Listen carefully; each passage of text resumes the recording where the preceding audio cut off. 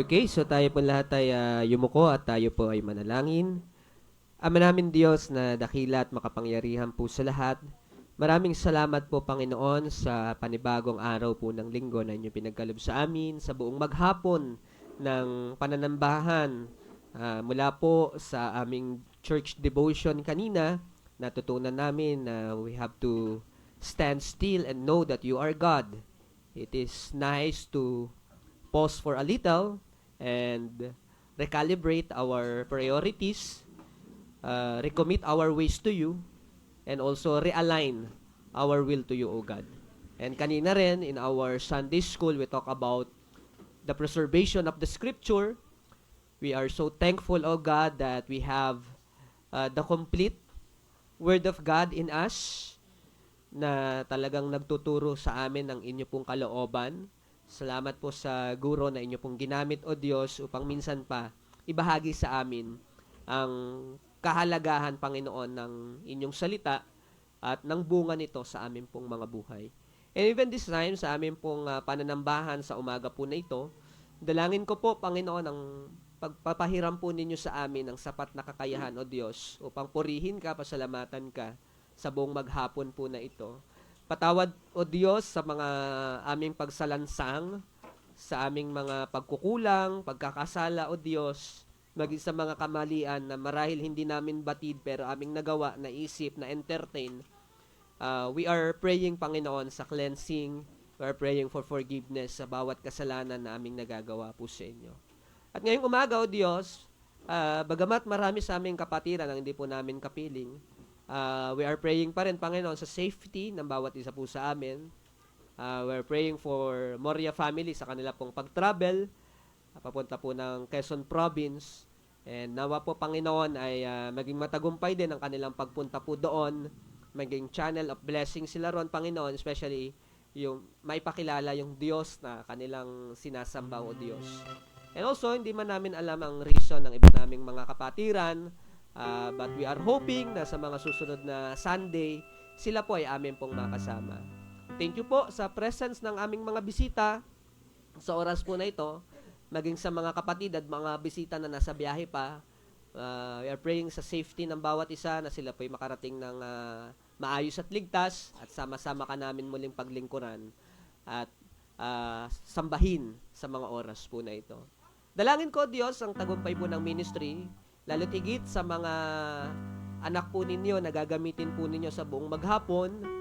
Minsan pa, Panginoon, aming kinikilala ang aming kahinaan, ang aming kakulangan, O Diyos. At dalangin ko, Panginoon, ikaw po ang magpuno ng aming mga kalakasan upang mapaglingkuran ka namin, Panginoon, ng tapat at naaayon sa inyong kalooban.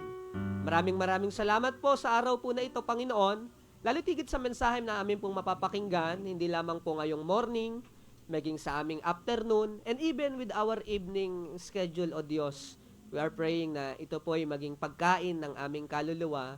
Dalangin ko po ang ilan sa mga kapatiran na nanonood din sa aming live o yung pati yung mga family members namin na hindi pa talaga nakakasimba pero laging nakaabang o nakatune in sa aming online ministry. We are praying na hopefully sila rin ay makasama po namin dito po on-site upang ikaw po ay aming paglingkuran. Maraming salamat po, Panginoon. Gabayan nyo rin po ang mga bata sa taas sa kanila pong pag-aaral ng inyong salita, sa capacity na meron po sila. Ang mga guro na ginagamit nyo po rin na inyo rin pong gabayan, O Diyos, at i-empower po ninyo. Bigyan nyo po ng mahabang pasensya at gayon din naman ng sapat na kalakasan upang maituro ang inyong salita sa mga bata, O Diyos. At sila po ay lumaki ng may takot at pananampalataya po sa inyo. O Diyos, maraming salamat. Alay po namin sa iyo, tagumpay po ng gawain. Maraming salamat po, Diyos. Ito po sa aming samot dalangin sa tanging pangalan ng Panginoong Jesus. Amen and amen.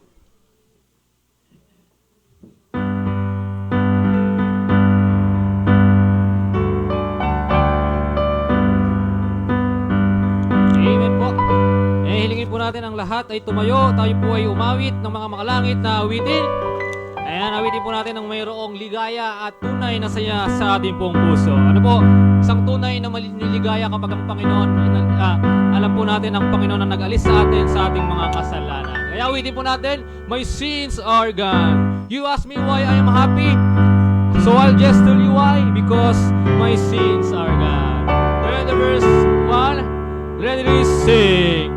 You ask me why I'm happy, so I'll just tell you why, because my sins are gone.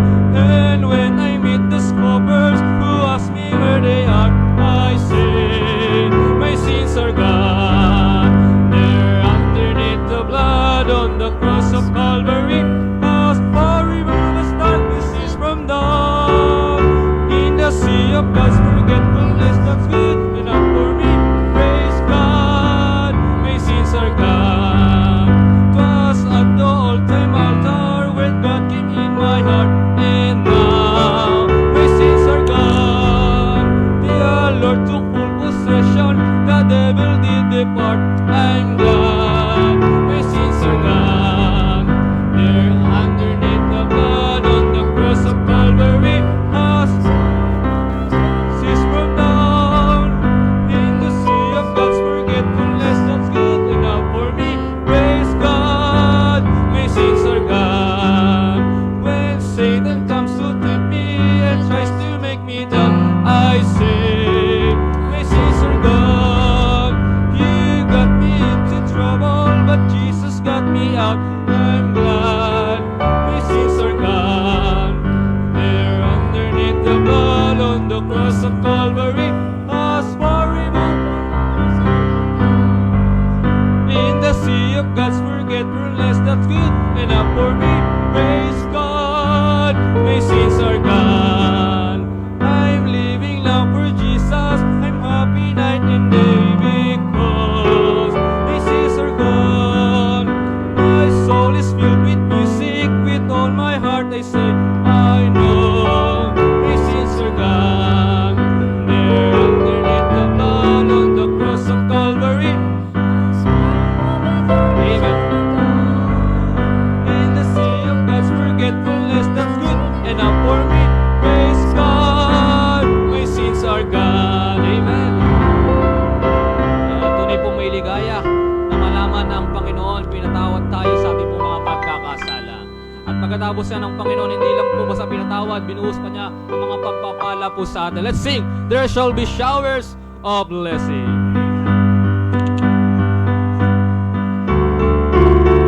When the verse is ready, sing. There shall be showers of blessings. This is the promise of love.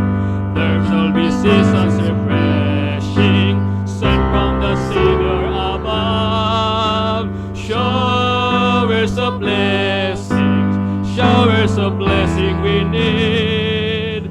Mercy that round us are falling, but for the showers we plead.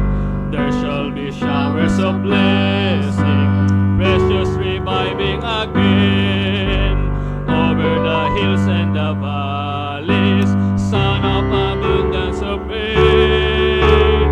Showers of blessing, showers of blessing we need. Mercy that round us are falling, but for the showers we plead. There shall be showers of blessing, send them upon us, O Lord. Grant to us now a refreshing, coming now on thy word. Showers of blessing, showers of blessing we need. Mercy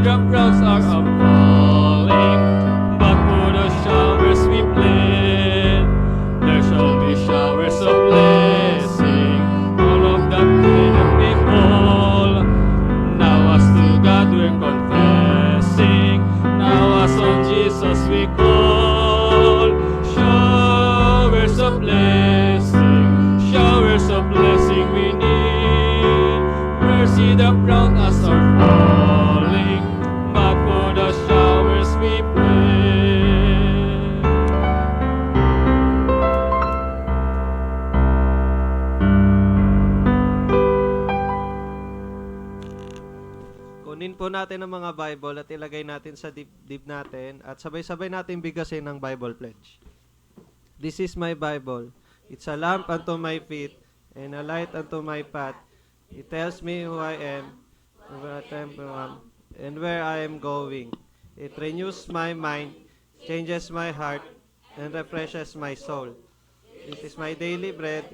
By faith, I obey its commandments, believe its promises, and honor its principles in my life. With the Bible as my guide, I will walk by faith and not by sight.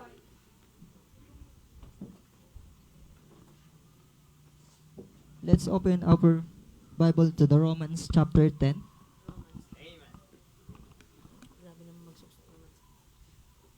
Say amen po kung nandiyan na po.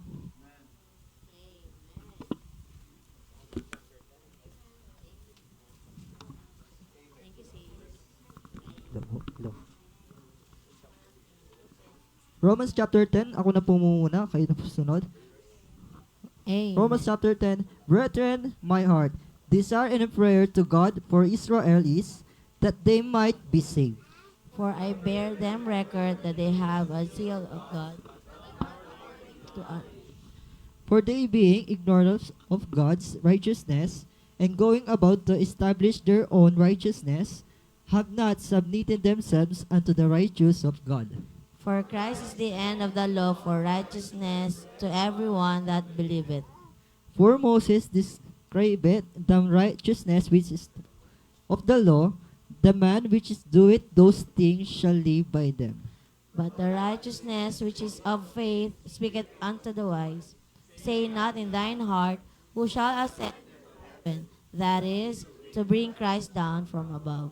Or who shall descend into the deep, that is, to bring up to Christ again from the dead.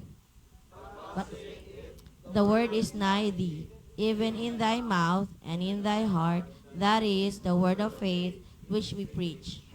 That if thou shalt confess with thy mouth of the Lord Jesus, and shalt believe in thine heart that God raised him from the dead, thou shalt be saved. For with the heart man believeth unto righteousness, and with the mouth confession is made unto salvation. For the scriptures said, whosoever believeth on him shall not be ashamed. For there is no difference between the Jew and the Greek, for the same Lord over all is rich unto all that call upon him. For whosoever shall call upon the name of the Lord shall be saved. How then shall they call on him in whom they have not believed? And how shall they believe in him of whom they have not heard? And how shall they hear without a preacher? And how shall they preach except they be sent? As it is written, how beautiful are the feet of them that preach the gospel of peace, and bring glad tidings of good things. But they have not all obeyed the gospel. For Isaiah said, Lord, what believed our report? So then faith cometh by hearing, and the hearing by the word of God. But I say, have they not heard? Yes, verily, their sound went into all the earth, and their words unto the ends of the world. But I say, did not Israel know? First Moses said, I will provoke you to the jealousy by them that ye are no people, and by the foolish nation I will anger you. But Isaiah is very bold, and saith, I was found of them that sought me not. I was made manifest unto them that asked not after me. Sabay-sabay po tayo. But But to all Israel Israel saith, said, all day long I have stretched forth mine hands unto thy disobedient and gainsaying people. Let's pray. Ama namin Diyos, ang dakila, mapangyarihan sa lahat. Maraming salamat po, Lord, sa ating po pagbasa sa Romans chapter 10, Panginoon. Salamat po sa umagang ito na muli, Panginoon, kami po ay pinagtipon-tipon, Panginoon. Salamat, Panginoon, sa kaligtasan na binigay ninyo sa amin, Panginoon. Salamat, Panginoon, sa aming mga visitors, Panginoon, na kami pong na-invite po sa pagkatid. Panginoon, kung mapatuloy, Panginoon, kayo na pong bahala po sa amin, magbigay ng knowledge ng wisdom, and kayo na pong bahala, Panginoon, sa mga tatayo, Panginoon, sa harapan na ito. Maraming salamat po, Lord. Muli, ito po kasabot din lang sa inyo, sa pangalan ni Jesus. Amen. Alright, please be seated po. Alright, a blessed morning everyone, and hope and pray that we are blessed on the message kaninang Sunday School, yung preservation ng Word of God, and why we use King James Version, and yung devotion kaninang umaga, And hopefully, na-bless tayo at bilang papatuloy nating gawain. And I hope kayo ay nagagalak kasi naririto po tayo sa bahay-sambahan upang sambahin ang ating Panginoon sa kasabaratuhan at katotohanan. And here's an amen. Kung kayo po ay nagagalak ngayong Sunday na naririto po kayo sa bahay-sambahan po. Amen. Alright, wala akong narinig. Wait lang, ayusin ko lang yung tainga ko. Isa pa po? Alright, yun. And I hope talaga tayo nagagalak, naririto po tayo. Bagamat konti lang tayo ngayon, but we are blessed sa mga naririto po. Yung mga available kasi yung gagamitin talaga ng Panginoon. Yung mga available every Sunday sa kanyang gawain. And before we proceed, and let me acknowledge yung ating mga birthday celebrant this week. This coming January 26, we have Sister Rachel. I think, nasaan po si Sister Rachel? Wala siya dito. Alright, yun. Happy birthday, sis. Yun, yun. And next, Brother Yuan, our newly member, Brother Yuan, this coming January 27. Happy birthday, bro. And may I call Brother Rado to, ano ba? Awitan natin. Tignan mo natin para ayan, para mamaya may spaghetti tayo. Bahala na si Yuan dyan. Awitin mo natin, birthday, Christian Way, your happy birthday song. Happy birthday to you, ready sing. Happy birthday to you, to Jesus with you. God bless you and give you the holy truth. Happy birthday to you, happy birthday to you. May you love Jesus Christ every day of your life. Happy birthday to you, happy birthday to you. The Lord will bless you true. The Lord will bless you true. Amen. Thank you, Brother Rado. And yun po, happy birthday, Brother Yuhan and Sister Rachel. And mamaya, I think may cake tayo, Pastor, no? For since end of the month. And yun. And yun po. And let's acknowledge our visitors. And our first time visitor, I think, Ma'am Joyce Geronimo. Alright. Hello po, ma'am. Welcome po. Kami po ay nagagalak. And nandito po kayo sa aming munting bahay-sambahan. And for first time po to si Nicole Francisco? First time po or first time? Okay. Ito po, first time visitor. And thank you po. And sa kababalik na bisita natin, sila Miss Patty, no? And Sister Mia and Tita Lut. And you're you're very much welcome po dito sa aming munting bahay-sambahan. And yun po, inayakayaan po kayong tumayo para sa ating ligaya ng buhay. Brother Radel, please lead us. Wait, kamayan pa rin po sa habang inaawit natin ang ligaya po ng buhay. Ready, sing. Ligaya ng buhay, kung kilala mo si Kristo. Ligaya ng buhay, kung siya manunubos mo. Babaguhin ang iyong buhay, kung siya ay kakamtan.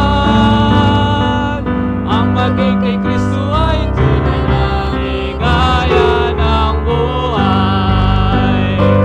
What a happy life will be If you know what Savior Jesus. What a happy life will be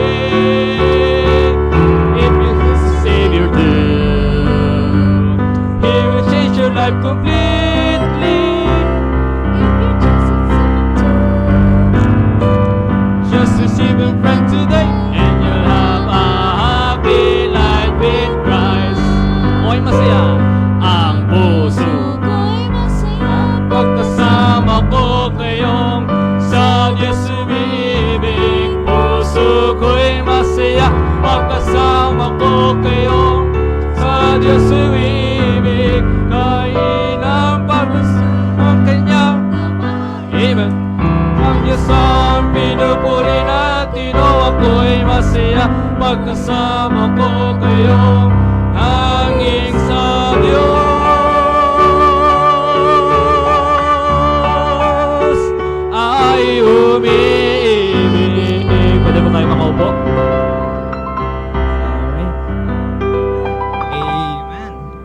you very much, Brother Radel again.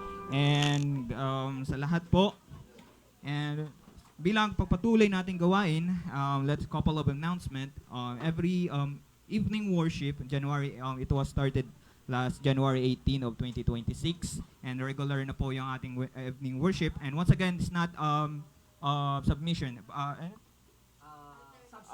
Substitute is or alternative sa ating morning service is parang ano lang po to siya sa mga bisita na especially sa ano ni Brother Radel sa Genpac, na since yung sa BPO kasi lagi silang panggabi or pangumaga, wala silang oras, and yun, church niya yung nag-adjust para para mas maabot sila ng gospel, word of God. And yun po, let's pray for that. Yung mga bisita din natin dito sa malapit sa vicinity para maka-invite tayo na para maabot sila ng salita ng Panginoon. And for our family banquet in this coming February 22 of 2026, I'm not sure kung mayroon na tayong final place. Wala pa. And yun, let's continue to pray. Yun, idea daw po yung resort. And as far as I know, wala tayong gagastusin ata, Pastora? Dito sa sa I think wala tayong parang church na yung bala. Additional commitment. And yun po, yun. Yung church camp. And which is, yeah, speaking with church camp, wala pa siyang exact date, but to be announced. Holy Week po yun. April 1 and 2 and 3. Okay. Yun, let's pray po sa araw na yun na maka-attend po tayo. Last time, I remember yung first attend sa camp ng church niyo. Very blessed and renewing kung paano, bakit natatag ang isang church and want to continue and united sa isang pananampalataya. And yun, sa next po is dinner with pastor. Schedule posted at main GC po. Meron po tayo si Sister Che ang nag-schedule po sa atin. Kung nag-reach out si Sister Che sa inyo, kung ano pong available na araw nyo na available din si Pastor for dinner with the Pastor. And for value class, every I think to be announced to at Pedro Diaz High School last week po, kaso walang available. Last week, nag-chat si Sinel. Monday ang schedule, supposedly 10, nag-chat 9:30. Okay. Late na, wala kang Alright, but this week po, bukas, kaya wala. Wala pang chat. Sabi ko nga sana aga-agahan yung pag-chat kahit Sunday evening para ma-immobilize natin yung mga tao. Kaya lang, late na rin nag-chat. Yun, right. Yan, let's keep praying for that. And for our weekly Bible study at Genpac, yun, si Brother Radel, let's pray for him na lead niya po ng maayos ang Genpac and yun, ma-convert. Joke na. Our main purpose is to present Christ, that Jesus Christ is the only way na yung Word of God. And sa susunod po, our soul winning and street preaching at Paranaque kay Brother Elmer. Let's pray to continue to pray for him, sa kanyang family, sa kanyang pangailangan, sa kanyang ministry and yung calling niya po sa ng Panginoon. And for outreach at San Pedro Laguna kay Sir John, ito po yung every Saturday. I think may worship na din sila, nag-i-start na din sila ng worship nila sa and soul winning din sa San Pedro Laguna. And dito po sa rent and utilities, and which is we know na hindi po tayo dito libre, and tayo nagbabayad tayo every month. And let's be committed commit natin sa Panginoon na yung kinumit natin sa Lord. Kasi we know that we are doing this not because we are obligated, but we are because our love sa Panginoon, and that's the reason why we give sa gawain ng Panginoon to spread the gospel, to be part of the Great Commission, which is yun, hinayaan ko ulit si Brother Yuhan to lead us in the prayer in tithes and offering. Tayo po ay mayumuko at manalangin. Diyos sa makapangyarihan sa lahat, maraming salamat po sa umagang to na kami po ay pagtitipon-tipon. Maraming salamat po sa salvation na binigay niyo po sa amin, Lord God. Naway magamit po yung offering para po sa pagpapalago ng iyong kaharian. Maraming salamat po sa lahat. In Jesus' name pray. Amen.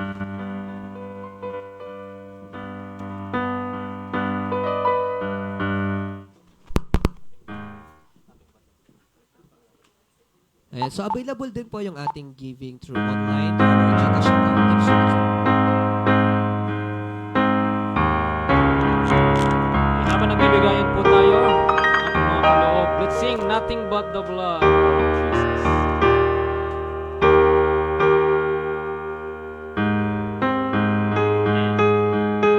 But we're sing.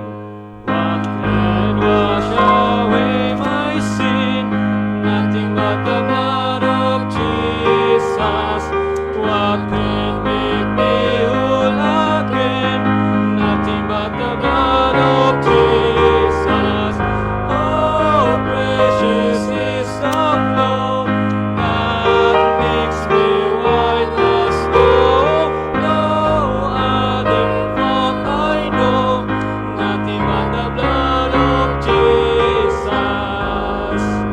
For my pardon this I see, nothing but the blood of Jesus. For my cleansing this I see, nothing but the blood of Jesus. Oh, precious is the blood that makes me white as snow. No other fault I know, nothing but the blood of Jesus.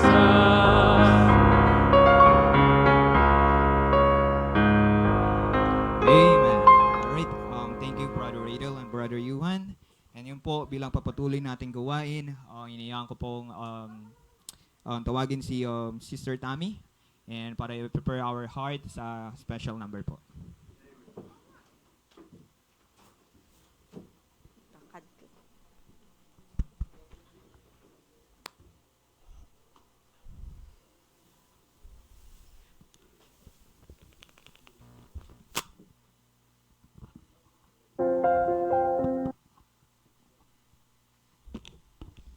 Ayun, magandang umaga po. Ang seryoso niyo. Yung title po ng kakantayin ko is Tupang Ligaw.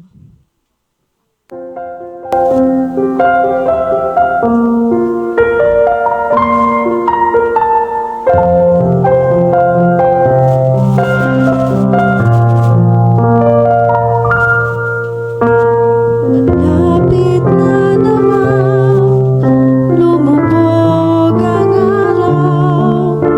Dilim ng gabi, darating na naman. Sa pag-imlay mo,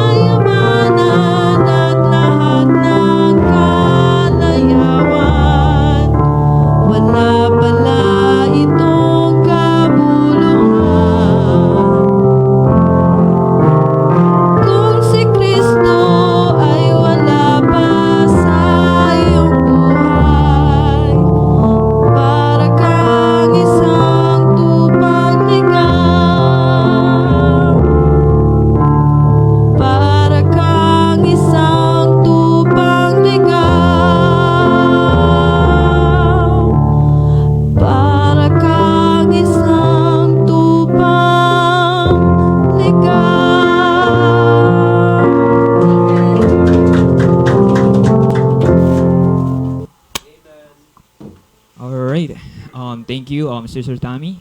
And hopefully po, wala nang tupang ligaw dito.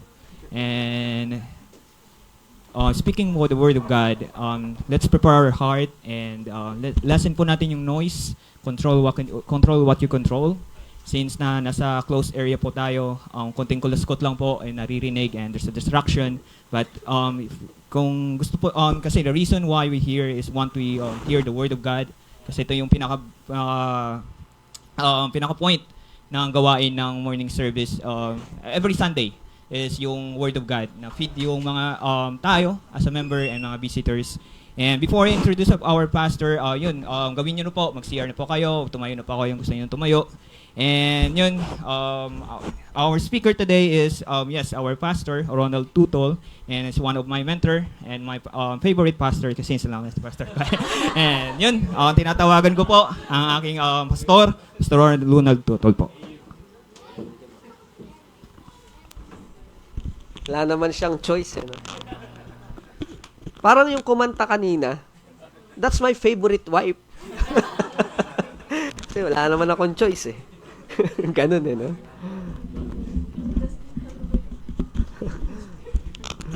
Okay, so, alright.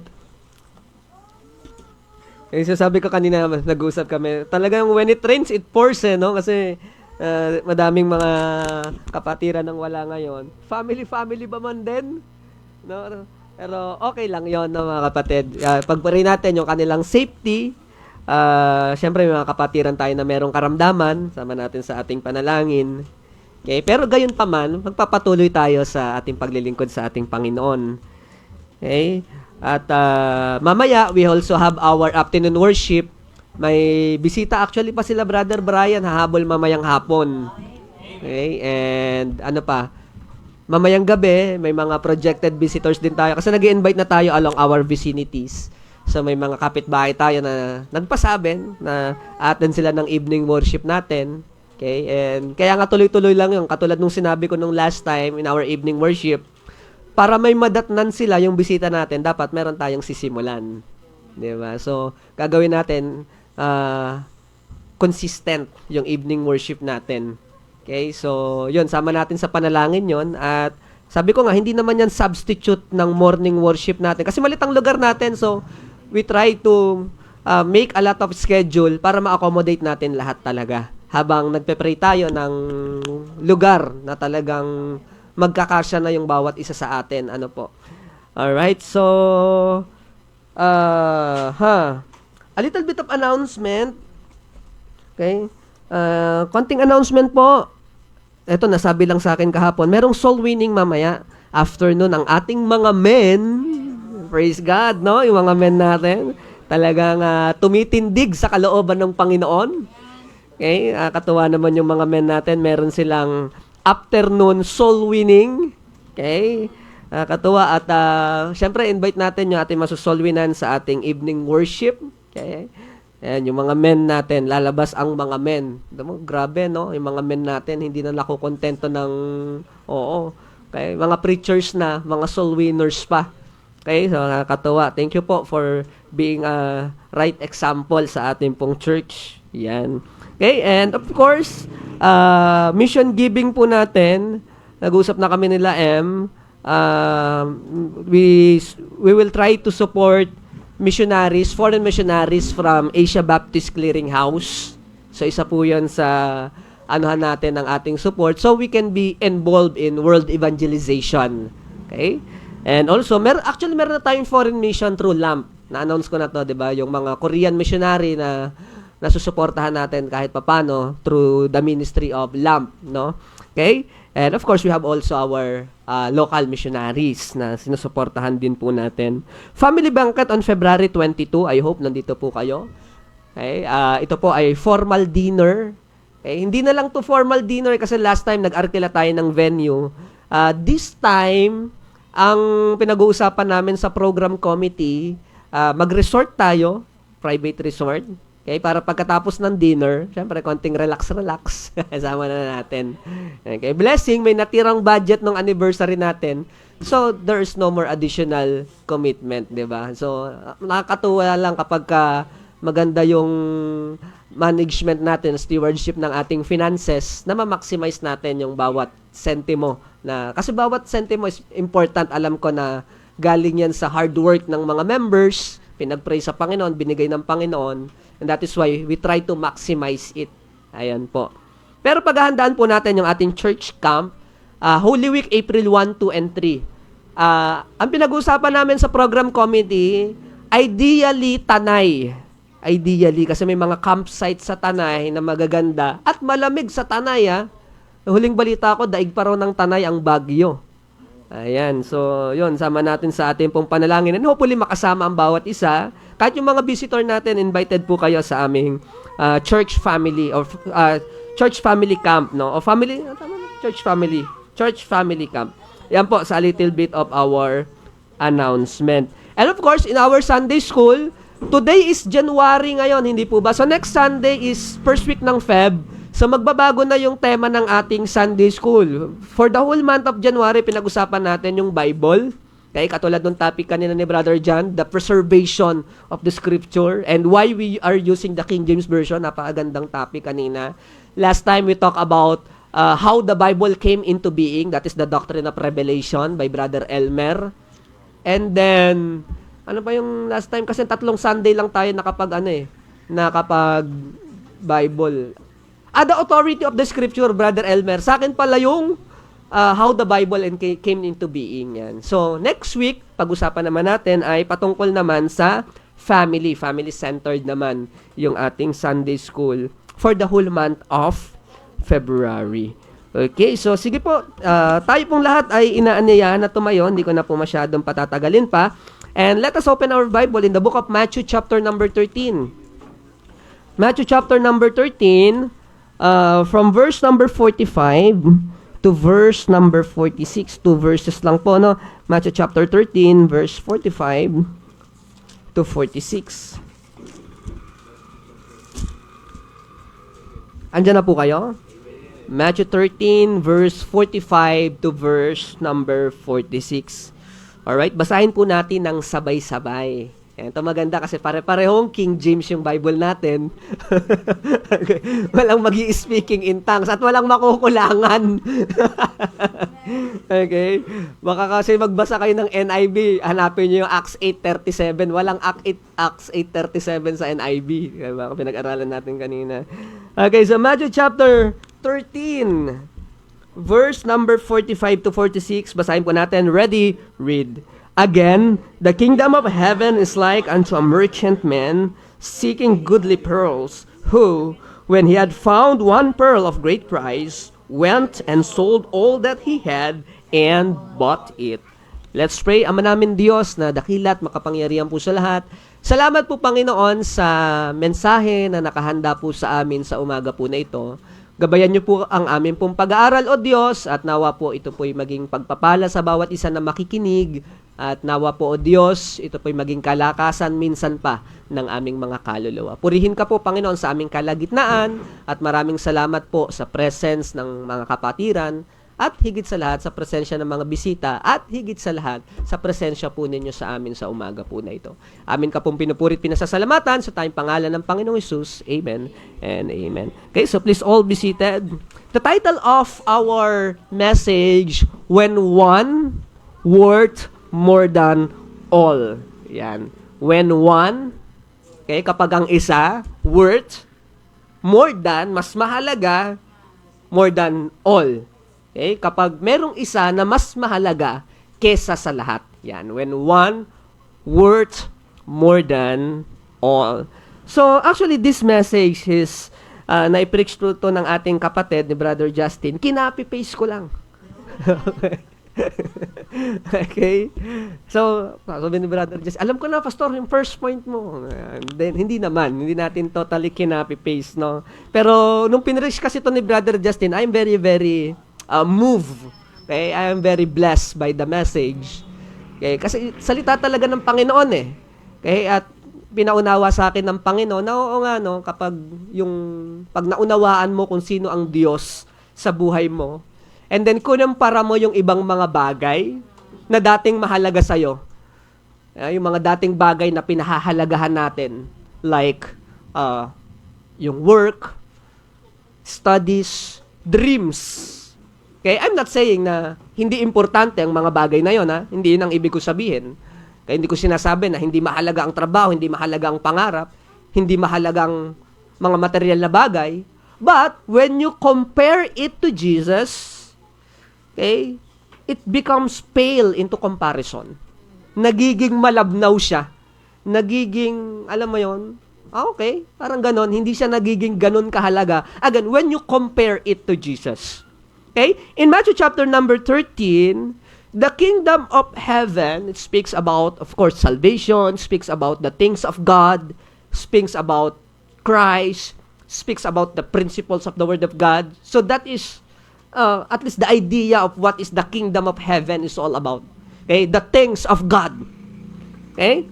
So the kingdom of heaven is likened, inalintulad, sa isang perlas na napakamahal. Na nung nakita yon ng isang negosyante o ng isang merchant, ibinenta niya yung dati niyang pagmamayari, okay, na mahalaga rin, para lang mabili yung pearl na yon of a great price. Okay? It signifies that the things of God is worth sacrificing for. Okay? It's worth it. Kaya nga, wala kang isusuko sa Panginoon, wala kang ipagkakaloob sa Panginoon na masasabi mong, hindi worth it ang Diyos. No, sayang.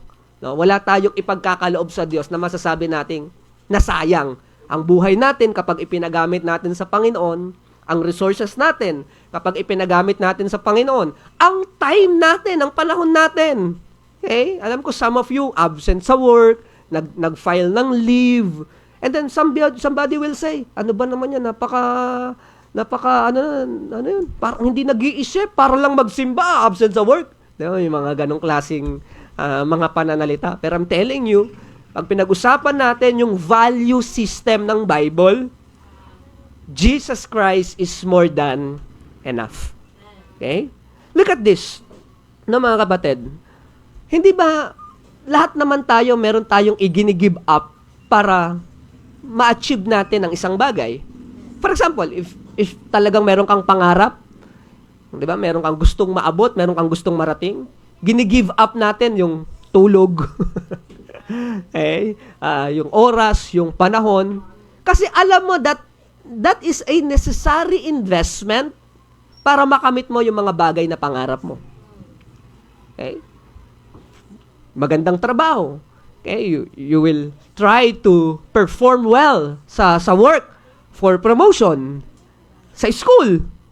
Hindi ba? You will try to perform well sa school para makakuha tayo ng mga Latin awards or honorifics.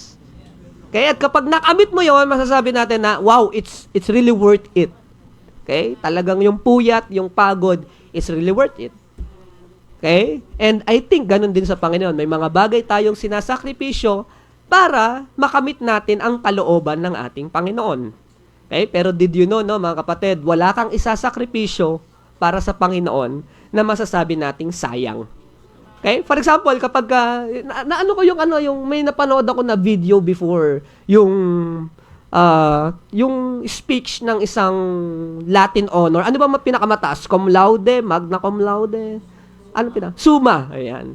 Kaya yung speech ng isang summa cum laude, ang title ng speech niya, yun na yun. Ayan. Yun na yun. Parang according to her or his speech, okay, English kasi, no? Mahirap yun eh. According sa speech niya, napuyat siya, napagod siya, napabayaan niya yung family niya, kakaaral. Okay? Yung friends niya, hindi na siya nakikipag-usap sa mga friends to focus sa exams, sa studies. Only to achieve that title, summa cum laude.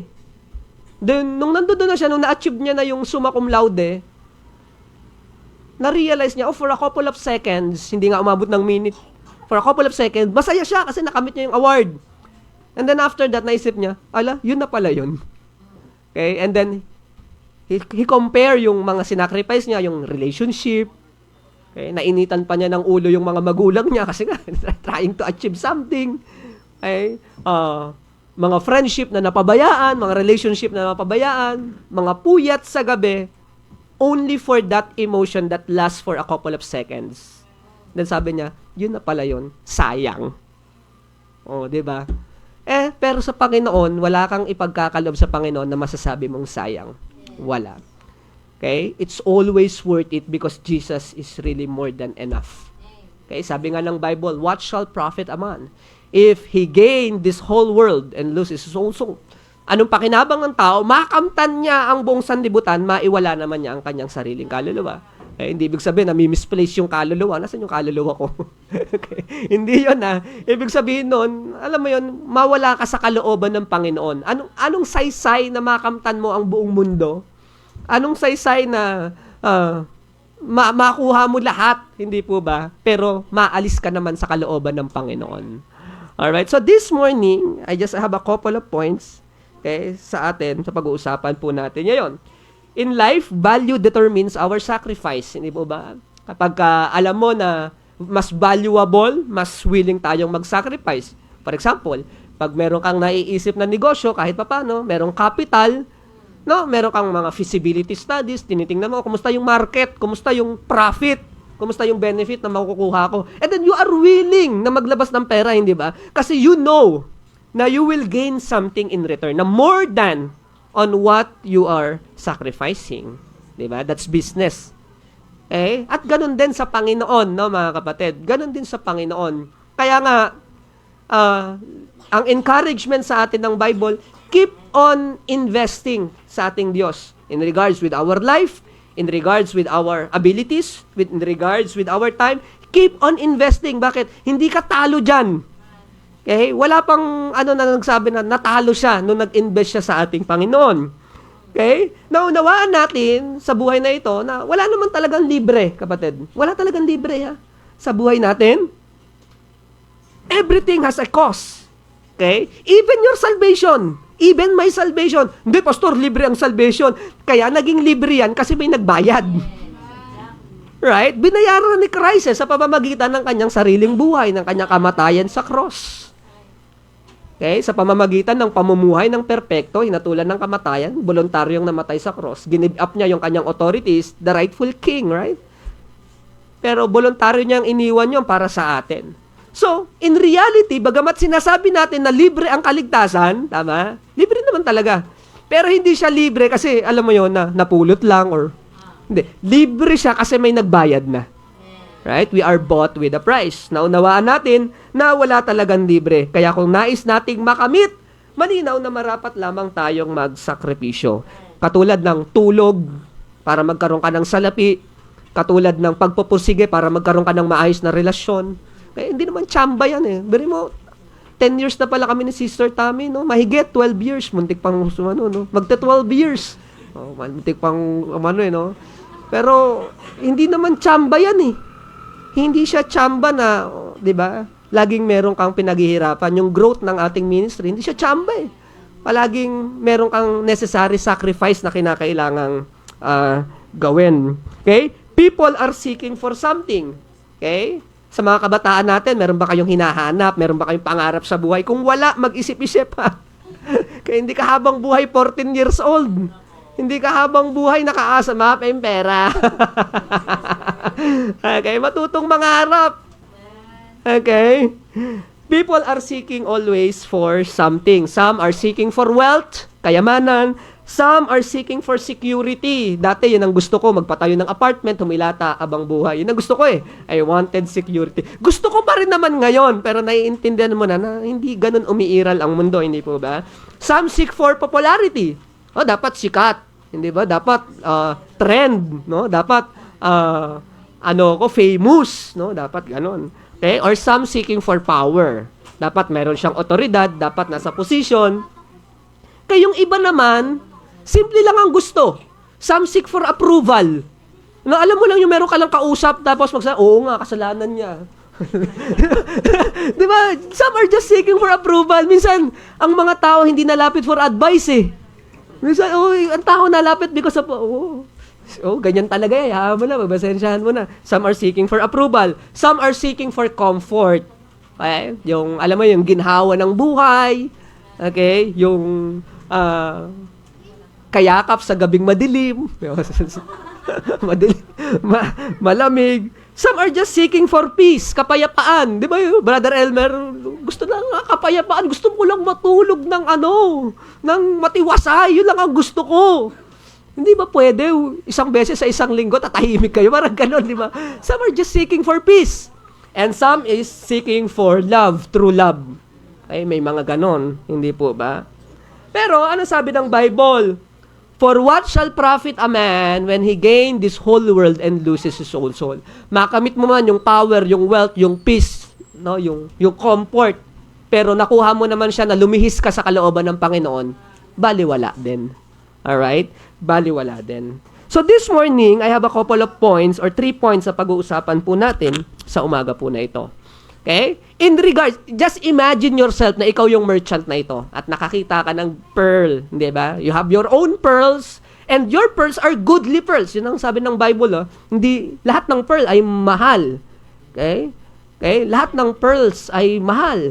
Okay? And scientifically speaking, patay na naman tayo dyan.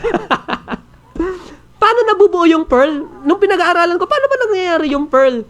Yung pearl pala, produkto siya ng sugat ng ostrich. Ostrich? Sorry. Oyster. Oyster. Alam niyo oyster, yung clamp? So kapag may pumasok doon na dumi, tapos na-injured yung oyster, babalutan niya yon ng liquid.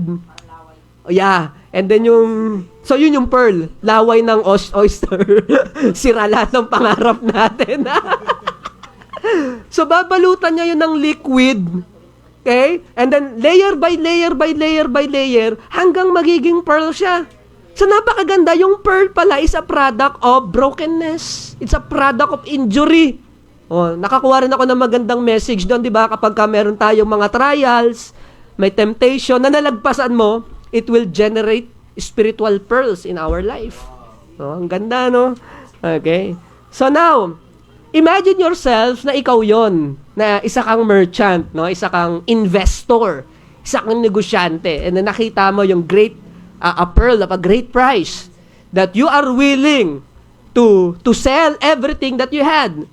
You are willing to sell yung mga pearl na nakuha mo na throughout the years just because nakakita ka ng isang pearl na higit yung value kaysa sa mga pearl na meron ka. So number 1, let us reevaluate our priorities. Let us reevaluate our priorities. Okay? Tingnan natin, ano ba yung priorities natin sa buhay? Kinakailangan i-recalibrate mo, re-evaluate, re-investigate. Di ba? Yun yung mga terms, no? Mga related terms. I-check natin. Kanina, nag-preach ako sa devotion na be still and know God. No? Sometimes, sa fast pace ng mundong ito, okay, fast pace, it's nice to pause for a little, for a while, and recalibrate. Kumusta ako sa ng Panginoon? Kumusta yung fellowship ko sa Diyos? Kumusta yung relationship ko sa Panginoon? And I do believe kaya tayo meron mga bisita sa mga oras na ito, and syempre sa mga members din. And dumating sa punto ng buhay natin, Lord, tumatanda na ako. Tapos kumusta yung relationship ko sa'yo, di ba? Na parang gano'n na, Lord, napakabilis ng ini-imagine ko, 10 years ago, totoy na totoy pa ako, nagpapastor ako ng walang alam. That was 10 years ago. Hindi ba? Napakabilis lumipas ng panahon. And then, we re-evaluate, Lord. Nasaan na ako? At ito na lang ba talaga ako? Magpapasok sa trabaho, uuwi, kakain, matutulog, and then the cycles goes on and on. Wala nang purpose ang buhay ko, ganun na lang. No, I do believe everything, lahat tayo, everybody, has that kind of experience that we try to evaluate ourselves. Lord, kumusta yung relationship ko sa'yo? And even me as a pastor, may ganyan ako na kasi meron akong tinatawag ko na me time. Okay? Ano yung me time? Yung nothing box ko, yung wala akong ginagawa. Okay? And we try to evaluate, Lord, kumusta ako sa iyong harapan? Diba? So let us reevaluate our priorities. Preaching last Sunday, napakaganda, from vanities to victories. Okay, nung sinulat ni Solomon yung Ecclesiastes, he is now in the latter days of his life. May edad na siya eh. So, na-experience niya na lahat. And imagine, Solomon, di ba? You're the man, bro. Talagang girls, glory, gold, everything. Wow, Solomon, you're the man. Right? Yung talagang uso yung usapan na ano, wala ka sa lolo ko, wala ka sa ano. Yung apo ni Solomon, wala ka kay Lolo Solomon. Hindi ba? Panis ka doon, nasa kanya lahat. Oh. And yet, in the latter days of his life, anong nasabi niya? Vanity. Walang kwenta. Walang saysay. Considering that he achieved everything that is imaginable. Diba? Look at this on Ecclesiastes chapter 1, verse number 13 to verse number 14. Okay? Check natin, no, yung Ecclesiastes. Mahirap hanapin yan pero pagkatapos ng Proverbs, Ecclesiastes. Ecclesiastes chapter number 1, verse number 13 to verse number 14. Tingnan mo to. And I gave my heart. Binigay na niya lahat No? And I gave my heart to seek and search out by wisdom concerning all things that are done under the heaven. This sore travail hath God given to the sons of men to be exercised of it. I have seen all the works that are done under the sun, and behold, all is vanity and vexation of spirit. So sabi niya, nakita ko na lahat, naranasan ko na lahat. Okay? And considering the man na nagsasalita nito, ako sabihin ko, naranasan ko na lahat, walang dating Di ba? Sino ba naman ako? Di ba? Kaya sino magsabi, halimbawa ako magsabi, naranasan ko na yan, ganyan. Ano yan? Sabihan ko sila tatay, no? Sila tatay Iter, sila nanay Salvi. Tay, papunta pa lang kayo, pabalik na ako. Wala siyang dating di ba? Ano ba? Ano nagsasabi mo? Sila may karapatang magsabi sa akin nun. Di ba? Pero kung ako magsasabi kila tatay na, tay, papunta ka wala ako, pabalik na ako. Alang ano yun, di ba? Nagsasabi mo. Pero si Solomon, considering what he achieved in life, and considering everything na talagang naranasan niya, and yet, according to him, everything is vanity. So, si Solomon, katulad lang din natin, nagkaroon siya ng re-evaluation of his existence. And napagtanto niya, everything is vanity. No, everything, lahat nung panchichicks niya before, kaya yung yung power, yung alam mo yon, yung kayamanan na inipon niya, lahat ng yon wala. It's vanity and vexation of spirit. Hindi na nga nakatulong, nakasira pa Hindi ba? Yun ang according to Solomon. So let us re-evaluate our priorities.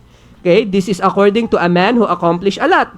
Okay? Kailan ba natin mapagtatanto ang mga bagay na tunay na mahalaga? Okay? Gagayahin ba natin si Solomon na taon na lumipas, matanda na siya, dun lang niya na-realize na everything is vanity. Walang saysay. Or kunin natin yung karanasan niya and let us really apply sa buhay natin na kung si Solomon niya, sa kabila ng kanyang talino at kayamanan, napagtanto niya na walang kwenta ang lahat ng bagay, lalakaran ko ba yung parehong landas na nilakad ni Solomon? Really? Magpupursige ako para sa mga bagay na temporal? O hahanapin ko yung kalooban ng Panginoon? Now, I'm not saying na masama ang magpayaman. Hindi na sinasabi ko. Hindi ko sinasabing hindi mahalaga ang pera. Hindi ko sinasabing hindi mahalaga ang relationship. But what we are talking right now is the level of our priorities in life. The level of your priorities, it matters. It matters kung sinong number 1, number 2, number 3. It matters. And of course, our number 1 priority should be our God and to fulfill His will upon our life. Okay? May nakausap ako dati, gusto lang niya magpayaman. 'Di ba? Ngayon, ang gusto na niya, gusto ko magpayaman para sa Panginoon. So nagbabago, 'di ba? Ngayon, para sa sarili dati, para may ma-accomplish, para may pagmalaki, para may iwanang legacy, 'di ba? Para pag namatay ako, pag-uusapan nila ako. 'Di ba? May ganun no? Kasi legacy minsan nagtatago rin sa pride, 'di ba? Para may pag-usapan nila ako ng ano naman. 'Di ba? Pero if you are doing things for God, okay? Dati, para sa sarili, pero ngayon, para sa Panginoon. Okay? Kailan mo isanalang muli ang buhay mo sa lente ng salita ng Diyos? So, when we talk about re-evaluation, okay, or sa lente, yung salamin, di ba? Kailan natin sinalang ulit ang buhay natin sa salamin ng salita ng Panginoon? Imagine yung para kang nilagay mo yung buhay mo sa microscope. Na re-evaluate natin kung ano yung mga contents ng buhay natin, ano yung mga nakalagay sa buhay ko, ano yung mga pinaggagawa ko all these years. Okay? Kalooban ba ng Panginoon yung kalugod-lugod ba sa Diyos yun? Ano yung pinagagawa ko throughout this month? Di ba? Nakakalugod ba sa Panginoon yon? So it's about time to really put our life in the lens of the Word of God. Let us reevaluate our priorities. And even Apostle Paul, nagkaroon din siya ng reevaluation of his life eh.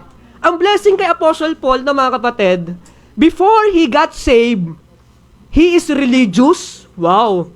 He is wealthy. Ganon din si Paul eh. Matalino siya. Nasa kanya na lahat eh. Okay? Tingnan mo yabang ni Apostle Paul. Philippians chapter number 3. Okay? Si Apostle Paul, subtle din. Minsan mayabang din siya. Alright. Philippians chapter number 3. Oh, verse number 4. Philippians chapter 3, verse number 4. Look at this. Though I might also have confidence in the flesh. Sabi niya, no? If any other man thinketh that he hath whereof he might trust in the flesh, I more. So sabi niya, oy, kung may mga tao man na nagsasabi na meron siyang may tiwala siya sa kanyang sarili, lalo na ako, di ba, mayabang eh. Yabang ang wala. Napakayabang ang wala. So, sabi, parang sinasabi na po, may pagmamalaki ka? May pagmamayabang ka? Ako din. Mas matindi ko sa'yo. Yun ang sabi niya. Okay? Ito yung sinasabi ni Brother John na binabago niya yung salita ng Diyos. Look at this, verse number 4. Though I also might also have confidence in the flesh. Look at this, no? If any other man thinketh that he hath whereof he might trust in the flesh, I more. Bakit daw? Verse number 5. Circumcised in the 8th day, of the stock of Israel, of tribe of Benjamin, a Hebrew of the Hebrews, as touching the law, a Pharisee, concerning the zeal, persecuting the church, touching the righteousness which in the law, blameless. Yun ang maipagmamalaki niya. Okay? Oh, I am a member of a chosen nation of God. At hindi lang basta chosen nation. Among the chosen nation, may 12 tribes. Benjamin is one of the favorite. Yeah, kaya sinabi na, the stock of Benjamin. That is the youngest, one of the favorite. Number 1 si Joseph, number 2 si Benjamin. Yan yung anak sa babaeng minahal. Diba? Yung favorite yan eh. Tapos, he is a Hebrew among the Hebrews. Bakit? He is a Pharisee. Kung pinag-aralan lang din naman, mas may pinag-aralan ako, ang sabi niya. O, diba? Pero look at this, but number 7. But what things were gained to me, those I counted loss for Christ. Look at this. Tingnan mo, nagkaroon siya ng re-evaluation. Yeah, doubtless I count all things but loss for the excellency of the knowledge of Christ Jesus my Lord, whom have I suffered the loss of all things, and do count them but dung, that I may win Christ. Okay, pinaganda lang yung salitang dung. Alam niyo yung dung? Poopsie. Yeah, that's dung. So according to Apostle Paul, kung ano man yung yabang niya before, yung pinagmamalaki niya, yung a Hebrew of the Hebrew, stock of Benjamin, member of the chosen nation of God, ang sabi niya, nung nagkaroon siya ng re-evaluation, isa lang siyang malaking pupo sa harapan ng Panginoon. Okay? That is worthless. Si Solomon, ang word niya, vanity, walang kwenta, walang saysay. Si Paul, mas matindi, poopsie. Okay? Tontuwa. Okay? Yun ang word niya. Lahat ng ito ay, dumi lang para sa harapan ng ating Panginoon. Ibig sabihin, wala talaga siya magpagmamalaki. Mali yung value system niya. Okay? Sa akin niya, sabi ko, it's a philosophical question. It's been, ginugulo na ako nito ilang taon na eh. Siguro may 10 years na. Okay? Or, mga 8 years, ginugulo ako nito. Ang question ko, why gold is valuable? That's my philosophical question. Alam mo yun, umiral na naman yung yung nothing box. No, dami ko nang iniisip, dumagdag ka pa, yung parang ganun moment. Iniisip ko, why gold is important? Why gold is valuable? No, sabi nila, because it is rare. Alright, so what's the point? If it's rare, then so what? Na parang ganon. Kumbaga, nabuhay ka ng walang ginto, mamamatay ka ng walang ginto, and it doesn't change a lot. Parang ganon. So, inisip ko, bakit valuable ang gold? No? And then sinasabi nila, hindi, ginagamit kasi yan sa electronics. Right? Pero it doesn't explain why gold is valuable. Diba? It doesn't explain. Hindi kasi dyan nakabase yung currency natin. Alright, pero yun nga eh. It doesn't make sense, diba? Alam mo kung anong naging conclusion ko? Mali tayo ng value system. mali tayo ng mga bagay na pinapahalagahan. Sinusubukan natin pahalagahan ang isang bagay na wala namang halos kagamit-gamit. Parang ganon. So, if you will try to give me, 'di ba, yung gold bars or a pile of land, sa value, mas maano yung sa pera, yung gold. Pero sa function, mas ano yung pile of land. 'Di ba? Kaya iniisip ko, bakit ganun? Mas pinahahalagahan ng tao yung gold, right? Kesa dun sa pile of land. No? So, napagtanto ko, mali tayo ng value system. Mali tayo ng bagay na pinapahalagahan. And hindi lang yan sa usapin ng gold, also with our priorities in life. Okay? Halimbawa, eto, hindi ko nilalahat, no? May mga Pilipino, pupunta ng ibang bansa, okay? Para magtrabaho, para daw magkaroon ng magandang kinabukasan ng kanilang pamilya. Pagdating to sa ibang bansa, mambababae. Nakuha niyo ako? Kaya ngayon, yung dahilan niya ng pag-alis papuntang ibang bansa para sana guminhawa ang buhay ng pamilya, pag-uwi niya, wala na siyang pamilya na babalikan. It doesn't make sense. Diba? Ayun lang, inaano ko lang, diba? It doesn't make sense. Pero kasi ang prinsipyo kasi ng Bible, husband and wife, cleave, diba? Yan ang prinsipyo ng Bible. And I think God understand kung bakit. Right? Nasabi ko lang kasi pinag-uusapan natin yung value system. Hindi ba? Let us reevaluate our priorities, our principles. Let us recalibrate palagi. Ano ba yung mga bagay na tunay na mahalaga? Yung simpleng salapi, nakikitain mo kung isasacrifice mo naman yung relationship, yung family, is that really worth it? Parang ganon. Okay? And hindi lang ganyan. Marami pang decision sa buhay ang kinakailangan bigyan natin ng reevaluation. Pag bata ka pa, for example, nakwento ko na sa inyo, yung umiyak ako nung high school, di ba? Okay? Bakit yung tatak ng sapatos ko, bakasini? Di ba? Bakit? Kasi that time, importante sa akin yung, alam mo yun, yung sikat ka, yung perspective, yung, alam mo yun, nagtatapatan kami ng sapatos, yung iba, ang tatak ng sapatos nila, Vans, ano pa yun? Bench, ano pa yun, yung kulay puti, K-Swiss, yan. No? Yung mga Converse, ganon. Tapos pagtingin nila sa sapatos ko, bakasini, anong klaseng tatak yan? Diba? Nakakahiya. Okay? Pero ngayon, laman ako ng ukay-ukay. Wala akong pakialam kahit patay na may-ari niyan. Doesn't matter to me. Okay? May asawa at anak na ako. Diba? Hindi na importante sa akin sasabihin ng ibang tao kahit patay na sumuot nito, ang importante, bagay sa akin. Kahit may hati pa yan sa likod. But sometimes we have to reevaluate our value system. Alright, so yun ang point number 1 natin. Reevaluate our priorities, reevaluate our principles, reevaluate. Number 2, release lesser things. Release lesser things. When you say release, binibitawan mo. Okay? When you release something, pinapalaya mo yung sarili mo sa mga bagay na hino-hold mo na nakakasakit sa'yo. Okay? Now, this is the principle of decluttering. Alam mo yung decluttering, yung tinatapon mo yung mga bagay na hindi na ginagamit o kaya binebenta mo. Ano yun? May alikabok.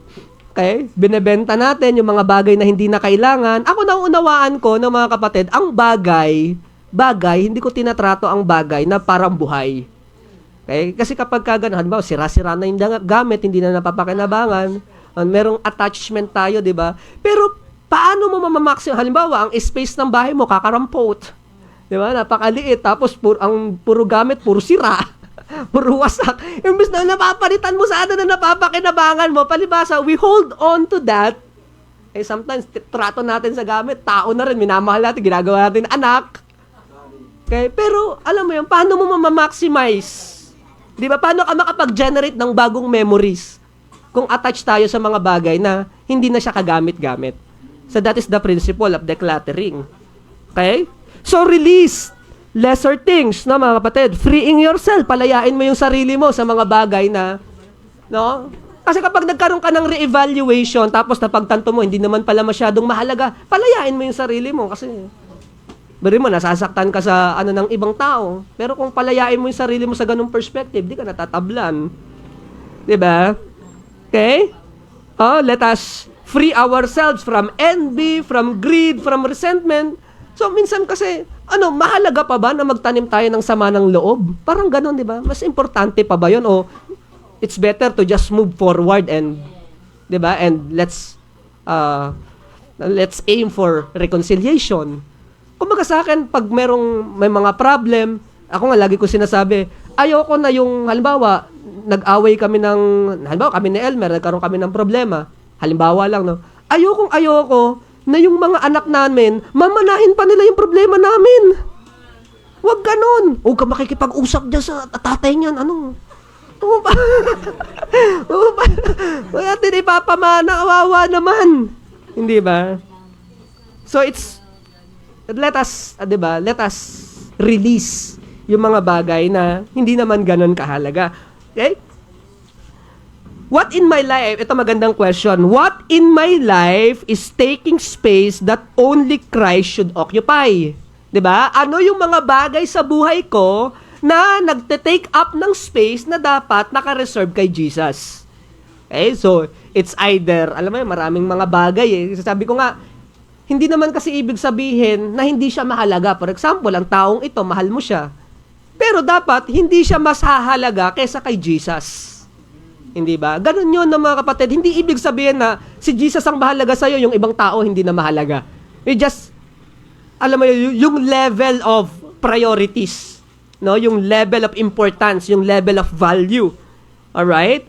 So what in my life is taking space that Christ should occupy? Look at this. Si Moses nagkaroon din ng re-evaluation. No? Si Moses. Hebrews chapter 11. Tingnan niyo po ito. Hebrews chapter 11. Verse 24 to verse number 26. Tingnan mo si Moses. Okay? Si Moses, ano to? Rich kid to Rich kid yan si Moses. Anong title ni Moses? The son of Pharaoh's daughter. Rich kid yan. Hindi ba? Sa Egypt, pambihira. Ano yung katumbas ng Egypt kung nasa Pilipinas ka? Ayala, Brad. Okay? Yung Ayala subdivision. BGC. Yan yung equivalent ng Egypt. Rich kid talaga yan si Moses. Pero tinan mo, sabi ng Bible. By faith, verse number 24, Hebrews 11, verse number 24. By faith, when he was come to years, nung nagkamalay na siya, na nasa tamang edad na siya, refused to be called the son of Pharaoh's daughter, choosing rather to suffer affliction with the people of God than to enjoy pleasures of sin for a season, esteeming that reproach of Christ greater riches than the treasures in Egypt, for he had respect unto recompense of the reward. So, he could stay in Egypt and enjoy the pleasures thereof. Pwede yun Enjoy siya, hieroglyphic siya, mga ganyan-ganyan. It might be, baka makakita tayo ng depiction ni Moses, no? Na siya pala yung Pharaoh. Kasi kung he is the son of the Pharaoh's daughter, he is the heir to the throne. Right? Pero, hindi, mas importante yung kalooban ng Panginoon, sabi ni Moses. Nagkaroon siya ng re-evaluation. So let us release lesser things. Okay? Palayain natin yung ating mga sarili sa mga bagay, no, mga minamahal. Ang sabi nga ng Bible, anyone who loves his father or mother more than me is not worthy of me. We are not advised na pabayaan ang ating pamilya, hindi yon, no? Pero again, wala dapat papantay sa pag-ibig natin sa ating Panginoon. Walang papantay. Okay? Importante ang pamilya. Children, obey your parents in the Lord, for this is right. Father, provide the needs of your family. Mother, take care of your children. Family is important. Pero when we talk about the level of values and importance, level of priorities, God should be our number one. Okay? It should be God, no, mga kapatid. Masakit lang siya pakinggan, hindi po ba? Pero I think it makes sense, di ba? Hindi naman dapat number 2 ang Diyos sa atin Okay? Sa relationship, sa pagkakaibigan. Di ba, sa mga pagkakaibigan, walang masama sa pagkakaibigan, pero dapat ang pagkakaibigan natin nagdudulot sa atin para ilapit tayo sa Panginoon. Okay? Huwag natin gayahin yung mga high school days natin. Papasok ka ba? Papasok ka ba? Di ba? Huwag ganon. Cutting tayo. Huwag ganon. Yung imbis na dalhin mo siya sa mabuti, dinadalan sa masama. Di ba? Ganon tayo. Bakit mga bata pa kasi tayo, mga high school days natin yun Di ba? Pero now that we are old enough, we understand kung ano yung tama sa harapan ng ating Panginoon. So let us release lesser things. Okay? Again, everything pales into comparison with Christ. Everything pales, nagiging malabnaw. 'Di ba? Kapag kinumpare mo na siya sa ating Panginoon, yung kinang ng mundo nagiging malabnaw. Yung kinang ng pleasure dati kaakit-akit. Ano yung sinasabi mo, brother John? Black Sabbath? Ang bihira. Ano yung tatak ng sigarilyo? Ano ba yung sinasabi? Ano yung katumbas niyan, yung sa alak, yung Black Label. Okay? Di ba? Yung mga ganyan. Okay? Dati, attracted tayo sa mga ganyan eh. Hindi ba? Punta tayo doon. Ewan ko kung naabutan niyo yun. Nung panahon namin, uso yung mga street party. Street party. Uso yun na sa amin eh, nung unang panahon eh. Yung mga barangay, usong-uso yun. Nal, punta tayo doon, may party doon sa Ganyan yung panahon yata nila, disco, parang ganon. Sa amin, street party. Tapos, nag-Harlem pa. Okay? Pero kapag nakakilala ka sa Panginoon, alam mo yun, yung dating kinang at yung attraction natin sa mundo, yung attraction natin sa mga bagay-bagay, nagiging malabnaw when you compare it to Jesus. Okay? Dati, pagka Sunday, family day yan, punta tayo sa mall. Punta tayo sa Kidzuna. Because Sunday is family day. Pero pag nakakilala ka sa Panginoon, family day sa church natin gugulin para makapakinig tayo ng salita ng Panginoon. It pales into comparison with Jesus. So that is number 2, release lesser things. Number 3, no, mga minamahal. Number 1, ano daw yon? Reevaluate our priorities. Number 2, let us release lesser things. Number 3, let us receive great things from Jesus. Kasi anong ginawa ng merchant? Nung nakita niya yung pearl of a great price, anong ginawa niya? Binenta niya yung mga pearl na meron siya. Again, that signifies release lesser things. Okay? At nung nabenta na niya, no, mga kapatid, hindi naman nagbago yung isip niya. Nung nakita niya yung pera, ay, mas okay na lang, pera na lang. No? Ko na lang to, tapos na yung pearl of great price. Ano na yan? Itsapwera na. Hindi ganun eh. Hindi ba? Nung sinuko niya yung mga bagay na hindi masyadong mahalaga, tinanggap naman niya yung pearl of the great price. Okay? So, hindi natatapos sa sacrifice. Kasi yun nga nakakalungkot, nagsakripisyo ka pero hindi mo tinuloy. Yun ang sayang eh. Hindi po ba? Yun yung parang, parang bitin. Kasi nagsakripisyo ka na lang din naman, hindi mo pa tinuloy. Hindi po ba? Para for example, ang laki na ng iniwan mo para sa Panginoon. Hindi po ba? Alam mo yun, marami ka ng sinakripisyo para sa Diyos. Marami ng heartaches, marami ng prayer, marami ng sleepless night. Tapos, konting tigilan na yung pagdilingkod na yan. Na yan? Pabayaan na yan. Right? Okay, so sayang kung hindi mo itutuloy eh. Okay? So let us receive great things from Jesus. Okay? Dati ang mahalaga sa atin yung plano natin. Anong gusto ko, kung yung mga plano natin, yung mga disenyo natin, no, mga minamahal ngayon, ang hinahanap natin yung plano ng Diyos para sa atin. Dati trabaho. Again, hindi masama ang trabaho. Pero ngayon, Lord, yung trabaho na kalooban mo. Di po ba? Okay? Ngayon, yung bigay ng Panginoon. Dati, puro pag-ibig. Pag bata ka pa, 14 years old, parang mga kabataan, hayok na hayok sa pag-ibig eh. Yung parang, sa bagay, kwentuhan kasi ng mga, sinong girlfriend mo ngayon, sinong boyfriend mo ngayon.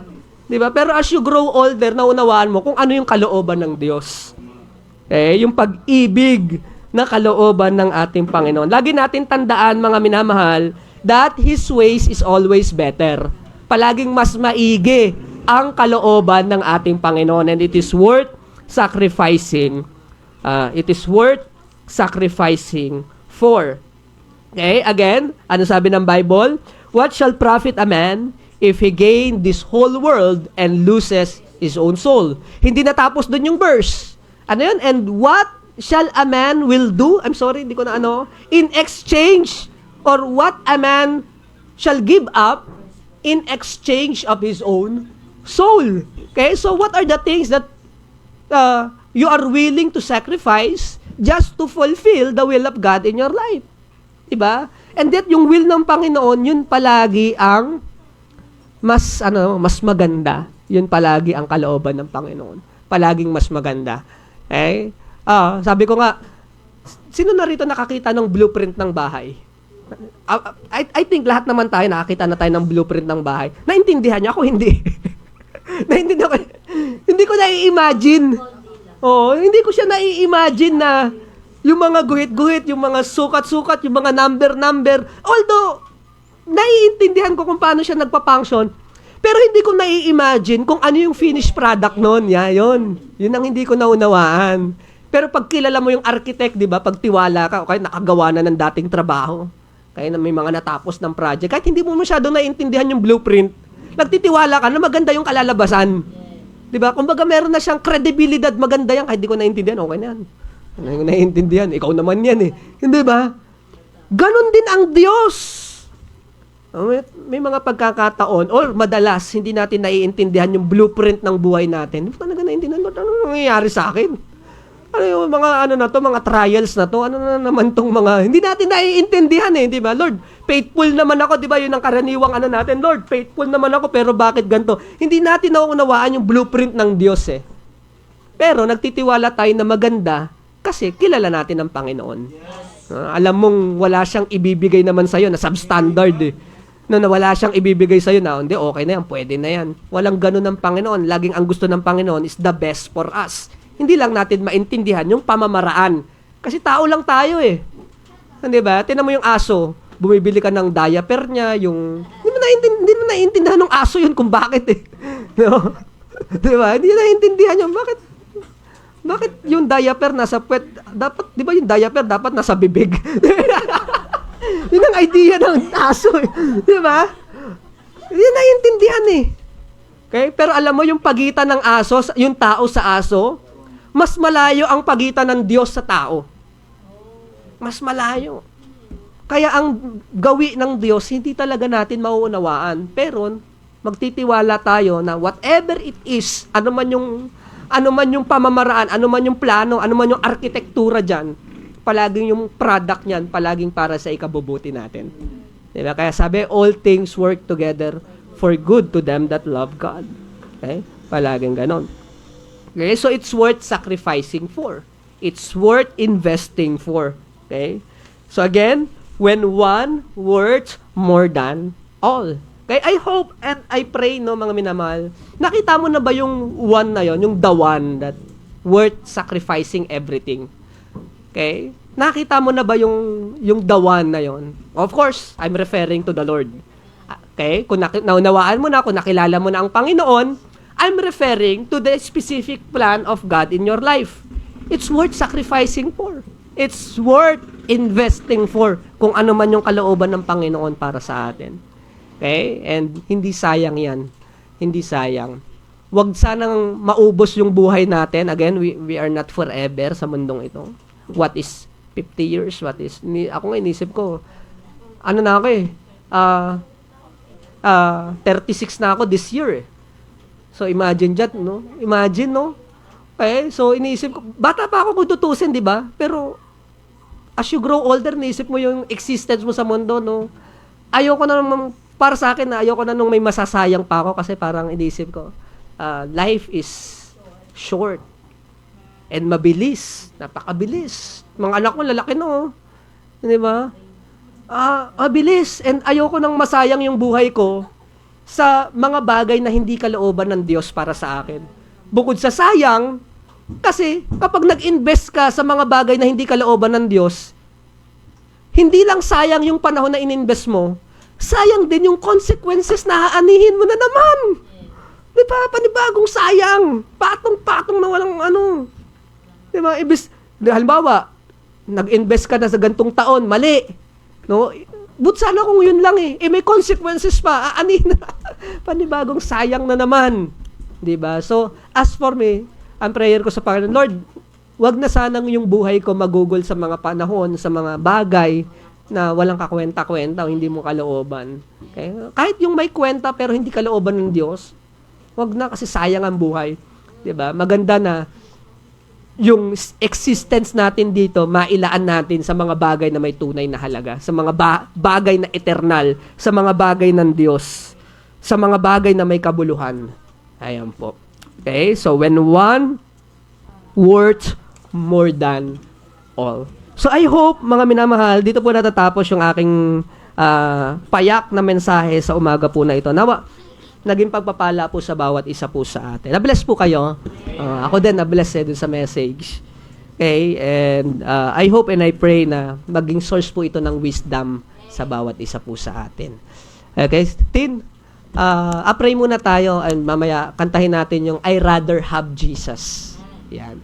Kanta ni Sister Tammy kanina, para kang isang tupang ligaw noon. Kalayawan. Ano daw yun? At lahat. Ano yun? Hindi, ano yung chorus niya? Kalayawan at lahat ng kalayawan. Wala pala itong kabuluhan, di ba? Grabe, napakagandang awit. Wala palang kabuluhan yung mga yun. Lang kakwenta-kwenta. Tayo po muna yung muko, tayo po yung manalangin. And then after that, we will sing, I Rather Have Jesus. Father in heaven, once again, thank you Lord for this morning. Thank you po sa short message na ipinagkaloob niyo po sa amin. Thank you po sa mga principles. Thank you po, Panginoon, sa mga aral na ibinigay niyo po sa amin sa umaga po na ito. Lord, help us to identify what is the things that is truly important than yung mga bagay na sa surface lang makinang. So help us, Lord, to be a real merchant.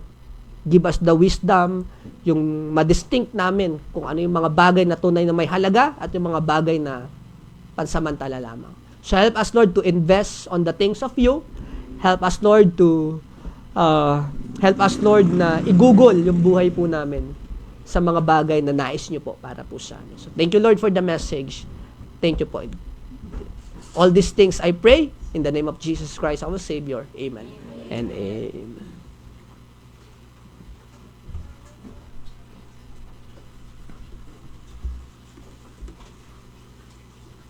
Sino nakakaalam ng kanta? This is hymnal to eh. Alam niyo to? Ay,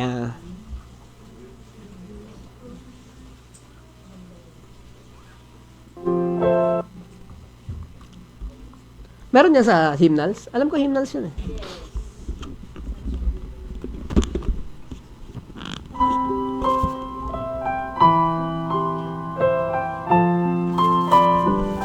Sino yung babae na nakakaalam? Bigyan natin ng mic. I'd rather have Jesus. Yan. I'd rather be his than the riches untold. I'd rather have Jesus than houses or land. And look at the chorus mamaya. Napakaganda. His nail pierced hand down to be the King of vast domain and be held in sin's threats reign. I'd rather have Jesus than anything this world affords today.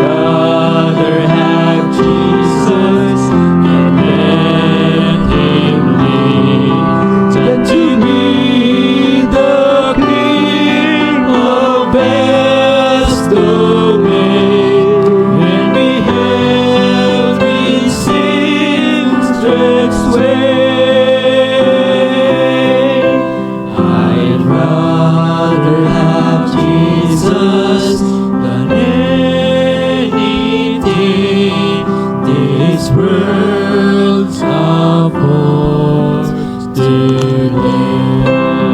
Brother Peter?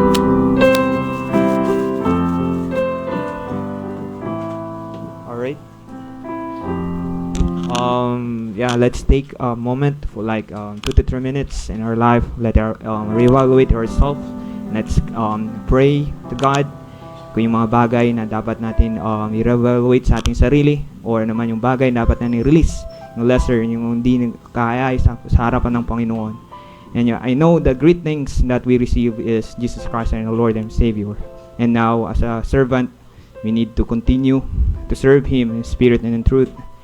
And let's pray at least 1 minute, and after this I'll call Tatay Nonoy to lead us in a closing prayer.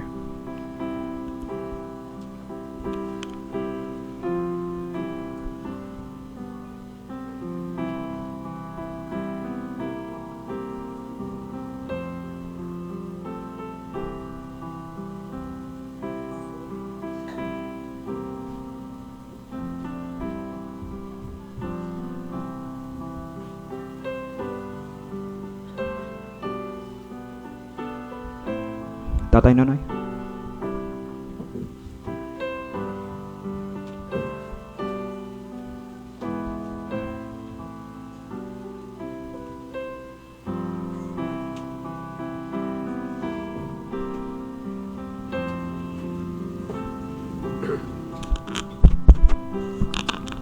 Okay. Tunay nga po na sobrang mahalaga ang atin pong mga buhay. Tunay nga po na dapat tayo na mamili o mag-evaluate sa lahat ng ating mga ginagawa. Minsan, atin po kasi nasusunod ang atin pong mga sarili at hindi natin inuuna kung ano ba ang magagawa ng Diyos sa ating buhay bilang tayo ay mga mananampalataya. Ngayon, nadinig po natin ang preaching ng ating pastor na kung saan matuto po tayong magpahalaga o mag-evaluate ng mga bagay na kung saan ipinagkaloob sa atin ng ating Panginoon. At dahil dyan, tayo ay magpapasalamat. Amang Diyos na makapangyarihan sa lahat, salamat po sa aral na inyong pinagkaloob sa amin upang ito po ay amin pong may pamuhay. May mga bagay po, Lord, na mahalaga sa amin kalooban, pero mayroon pala na nakalaan sa amin na ikaw po ang may ibig. Dahil dito kami po ang may nagpapasalamat. At nawa po ang preaching na ito ay ikintal mo sa aming mga puso upang ito ay maging daan sa amin pong pamumuhay, lalo't higit sa amin pong paglilingkod sa inyo. Maraming salamat po. Nawa po, Ama, pagpalain mo ang bawat isa, lalo na po sa mga bagay na nais ninyo para sa amin. Maraming salamat po. Nawa po ang iyong pagpapala ay laging sumamin at lagi naming mapili ang higit na gusto ninyo para sa amin. Maraming salamat po. Ang lahat ng mga dalangin namin ito ay dalangin namin sa inyo sa tayong pangalan lamang po ng iyong bugtong na anak na walang iba kundi ang aming Panginoon Jesucristo. Amen. Amen.